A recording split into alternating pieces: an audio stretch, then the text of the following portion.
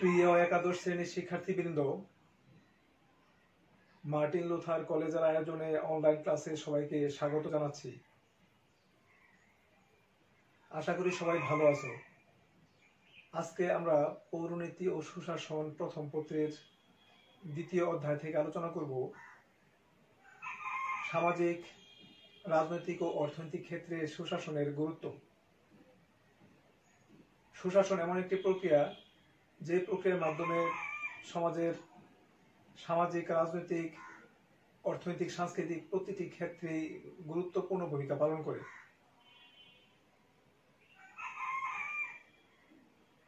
সামাজিক ক্ষেত্রে সুশাসনের গুরুত্ব। সুশাসন রাষ্ট্রের জনগণকে সামাজিক অধিকার উপভোগের সুযোগ সৃষ্টি করে দেয়, ফলে ব্যক্তিত্বের বিকাশ ঘটে। সুশাসন দেশের সকল শ্রেণীর নাগরিককে আর্থসামাজিক পরিবর্তন ঘটায়, ধনী দরিদ্রের মধ্যে ব্যবধান কমায় এবং সুষম বন্টনের মাধ্যমে সামাজিক ন্যায় বিচার প্রতিষ্ঠা করে। সুশাসনের মাধ্যমে বিভিন্নভাবে সামাজিক উন্নয়ন ঘটে। ন্যায় ভিত্তিক সমাজ প্রতিষ্ঠা। যদি সুশাসন প্রতিষ্ঠিত হয় তাহলে ধনী দরিদ্রের মধ্যে ব্যবধান কমে যায়, একটা সমতা ভিত্তিক সমাজ প্রতিষ্ঠিত হয়। রাষ্ট্রের সামাজিক, রাজনৈতিক ও অর্থনৈতিক সম্পদ সমাজের সকল শ্রেণীর মানুষ সমানভাবে ভোগ করতে পারে। তাই বিভিন্ন শ্রেণীর মধ্যে বৈষম্য কমে যায়। রাষ্ট্রের সম্পদ যদি সুষমভাবে বন্টন হয়, সমাজের সর্বস্তরের জনগণ সমানভাবে ভোগ করতে পারে, তাহলে ন্যায় ভিত্তিক সমাজ প্রতিষ্ঠা করা সম্ভব হয়। শিক্ষার প্রসার। সুশাসনের সাথে শিক্ষার সম্পর্ক অত্যন্ত ঘনিষ্ঠ। নাগরিকের অন্যতম মৌলিক অধিকার হল শিক্ষা গ্রহণের অধিকার। সুশাসনই পারে শিক্ষার আলো রাষ্ট্রের সর্বস্তরের মানুষের মাঝে পৌঁছে দিতে। শিক্ষার অধিকার যদি বাস্তবায়ন হয়, তাহলে সমাজ থেকে কুসংস্কার দূরীভূত হয়, মানুষ সুশাসনের ফল ভোগ করতে পারে। শিক্ষার অধিকারের বাস্তবায়ন ঘটে এই সুশাসনের মাধ্যমে। সুশাসনের মাধ্যমে যোগ উপযোগী, মানসম্মত এবং কারিগরি শিক্ষা ব্যবস্থা চালু করা সম্ভব হয়। ফলে শিক্ষার মাধ্যমে নাগরিকের আত্মোন্নয়নের পাশাপাশি কর্মসংস্থানেরও সুযোগ সৃষ্টি হয়।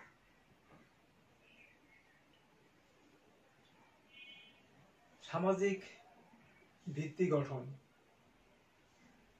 সুশাসন প্রতিষ্ঠিত হলে সামাজিক ভিত্তি মজবুত হয়।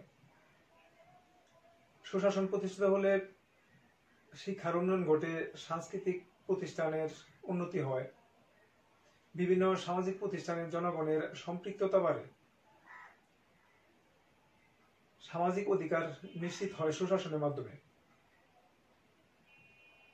এই জন্যই সামাজিক ভিত্তি আরো মজবুত হয়।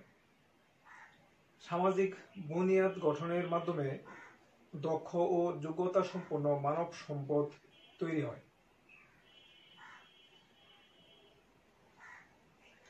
রাজনৈতিক ক্ষেত্রে সুশাসনের ভূমিকা। সুশাসন রাজনৈতিক ক্ষেত্রেও অত্যন্ত গুরুত্বপূর্ণ ভূমিকা পালন করে।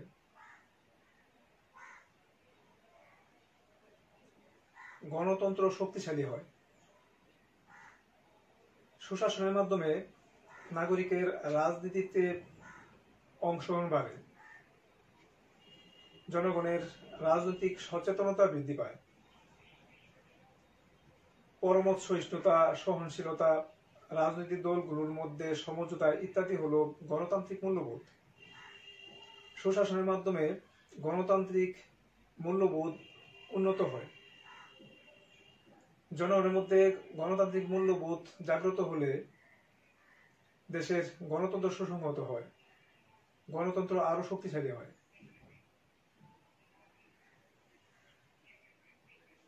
সরকারের স্বৈরাচারী রোধ। সুশাসন গণতান্ত্রিক চেতনা বিকাশ ঘটায় এবং স্বেচ্ছাচারিতা রোধ করে। জনগণের রাজনৈতিক সচেতনতা বৃদ্ধি পেলে সরকার জনবিরোধী এবং জনবিচ্ছিন্ন কোনো কাজ করতে পারে না। সরকারের যে কোনো কর্মকাণ্ডে জনগণের দৃষ্টি থাকে, তাই সরকার স্বৈরাচারী হতে পারে না।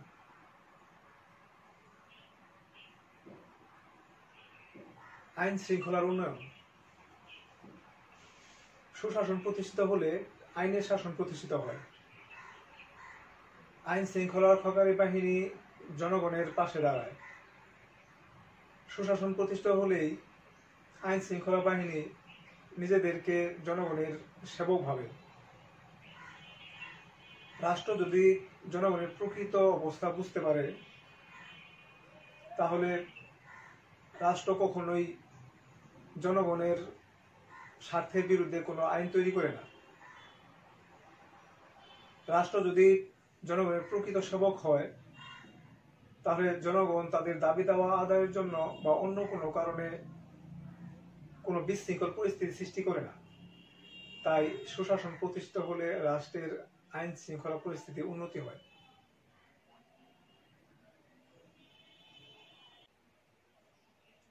নেতৃত্বের বিকাশ ঘটে। সুশাসন প্রতিষ্ঠিত হলে সুশাসনের মাধ্যমে জনগণ রাজনৈতিক কর্মকাণ্ডে অংশগ্রহণ করার সুযোগ পায়। রাজনৈতিক কর্মকাণ্ডে তাদের অংশগ্রহণ বাড়ে। রাজনৈতিক কর্মকাণ্ডে যদি নাগরিক অংশগ্রহণ করতে পারে, তাহলে তাদের মধ্যে নেতৃত্বের গুণাবলী বিকশিত হয়। একটি রাষ্ট্রের উন্নয়নের জন্য নেতৃত্ব অত্যন্ত গুরুত্বপূর্ণ বিষয়। দক্ষ এবং যোগ্য নেতৃত্বই পারে একটি রাষ্ট্র এবং সমাজকে তার লক্ষ্যে পৌঁছে দিতে। স্বচ্ছতা ও জবাবদিহিতা নিশ্চিত হয়। সুশাসনের অন্যতম বৈশিষ্ট্য হল স্বচ্ছতা এবং জবাবদিহিতা।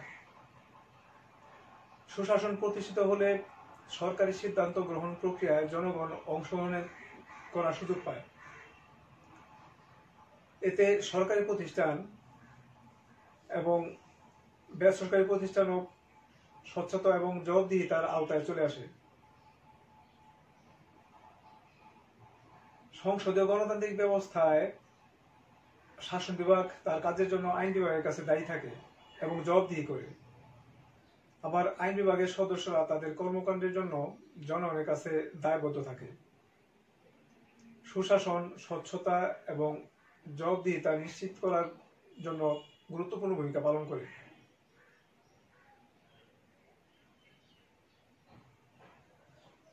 অর্থনৈতিক ক্ষেত্রে সুশাসনের ভূমিকা।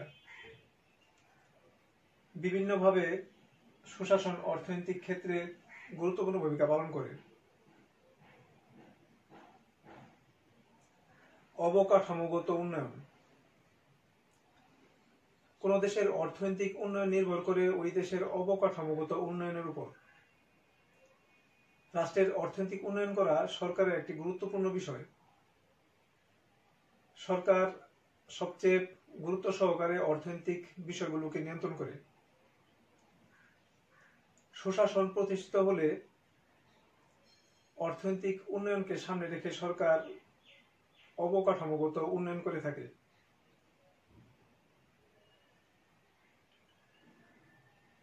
বিনিয়োগ বৃদ্ধি। অনুন্নত এবং উন্নয়নশীল দেশগুলোতে সুশাসন প্রতিষ্ঠিত না থাকার কারণে বিনিয়োগ করার মতো পরিবেশ তৈরি হয় না।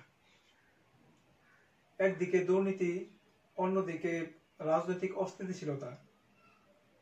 এই জন্য দেশীয় ও বিদেশি বিনিয়োগকারীরা বিনিয়োগ করতে উৎসাহিত হয় না। সুশাসনের অন্যতম শর্ত হচ্ছে রাজনৈতিক স্থিতিশীলতা এবং দুর্নীতি প্রতিরোধ। তাই সুশাসন প্রতিষ্ঠিত থাকলে বিনিয়োগকারীরা এই সব দেশে বিনিয়োগ করতে আগ্রহী হয়।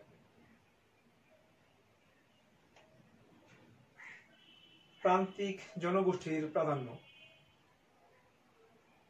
সুশাসন কল্যাণমূলক রাষ্ট্র ব্যবস্থা প্রতিষ্ঠিত করতে সবসময় চেষ্টা করে।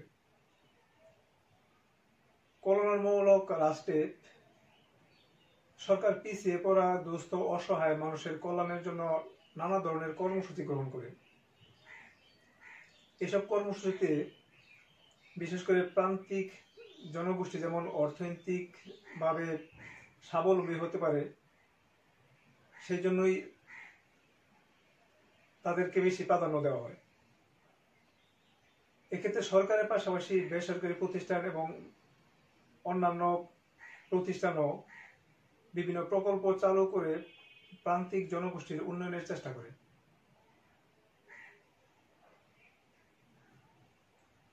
জীবনযাত্রার মান উন্নয়ন, সুশাসন অর্থনৈতিক উন্নয়নকে গতিশীল করে, ফলে জনগণের মাথাপিছু আয় বৃদ্ধি পায়। শিক্ষা, স্বাস্থ্য, বাসস্থান প্রভৃতির ক্ষেত্রে জনগণের সুযোগ সুবিধা আরো বেড়ে যায়। জনগণের ক্রয় ক্ষমতা বৃদ্ধি পায়, জীবন উপভোগের সুযোগ সৃষ্টি হয়। অর্থাৎ সুশাসন প্রতিষ্ঠিত থাকলে সুশাসনের ফলে নাগরিকের জীবনযাত্রার মান বৃদ্ধি পায়।